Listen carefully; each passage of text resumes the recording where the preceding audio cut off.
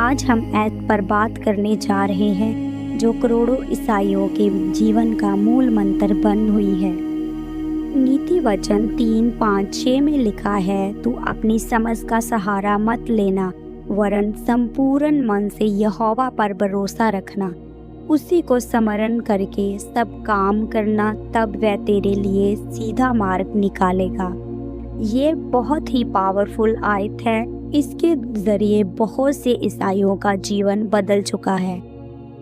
आइए हम इस पर पूरे मन से स्मरण करते हैं। यह एक आयत है जो हमें जीने का तरीका बताती है। कई बार हम सोचते हैं, मैं समझदार हूँ, मैंने प्लान बना लिया है और मैं अपने प्लान को लागू करूँगा, सब ठीक हो जाएगा। लेकिन सब चीज़ें गड़बड़ होती है, तब हम टूट जाते हैं। आज हम ऐसी आयत की गहराई से समझेंगे। इसका मतलब क्या है? क्या परमेश्वर हमें ऐसी समझ पर भरोसा ना करने को कहता है? और कैसे हम इसे रोज़ाना जीवन में लागू कर सकते हैं? तो बाइबल खोलिए, प्रार्थना कीजिए और चलिए शुरू करते हैं। हे परमेश्वर, हमें बुद्धि दे ताकि हम इस आयत को समझ सकें और अपने जीवन में इसको लागू कर सकें, और हमें मार्गदर्शन दिखाएं। हम अपना भरोसा तुम पर रखते हैं। हम अपनी समझ का नहीं, वरन हम आपके बताए गए वचनों पर चलते हैं। आइए हम मिलके इस आगे परमेश्वर के वचनों का अध्ययन करते हैं।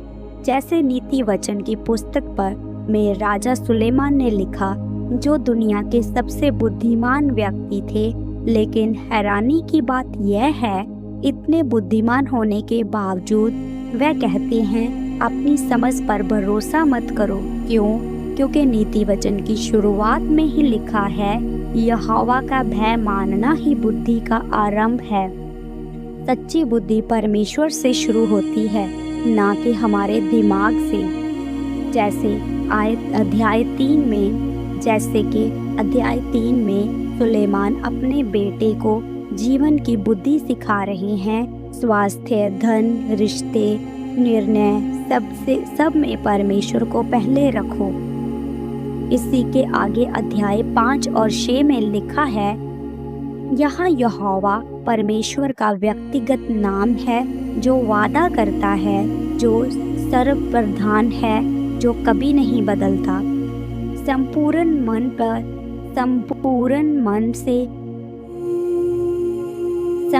मन से यहोवा पर भरोसा रख।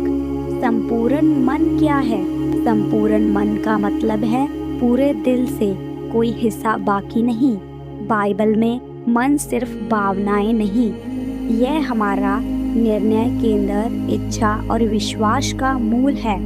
नीति वचन 4:23 कहता है, सबसे अधिक अपने मन की रक्षा कर, क्योंकि जीवन की सारी नदियाँ इसी से निकलती हैं।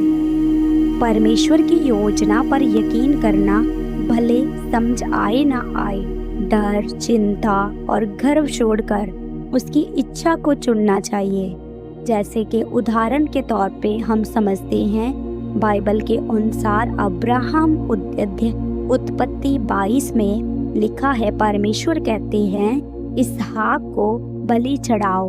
पर उदाहरण के तौर पर हम समझते हैं, जैसे कि उत्पत्ति की किताब में परमेश्वर ने अब्राहम से कहा, इसहाक को बलि चढ़ाओ। समझ में नहीं आया, लेकिन भरोसा किया, परमेश्वर के नाम को ऊंचा किया, और दाऊद गोलियत के सामने खड़ा हो गया। अपनी ताकत पर नहीं, लेकिन उसे परमेश्वर पर भरोसा था। आज हम कहते हैं, परमेश्वर, मैं 90% भरोसा करता हूँ, लेकिन 10% मैं खुद संभाल लूँगा। परमेश्वर कहता है, संपूर्ण मन से।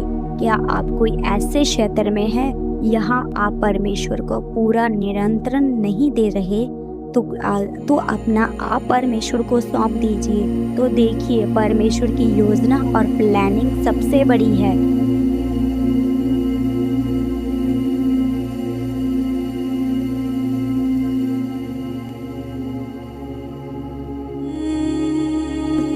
वह आपके जीवन को बदल सकते हैं।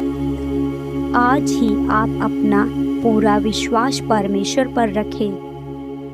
अपनी समझ का सहारा मत लें, क्योंकि कभी कभी जब हम अपनी समझ का सहारा लेते हैं, हम नहीं ना चाहते हुए भी पाप में चले जाते हैं। मनुष्य की दृष्टि में एक मार्ग सीधा जान पड़ता है, परंतु अंत में वह मृत्यु की ओर ले जाता है।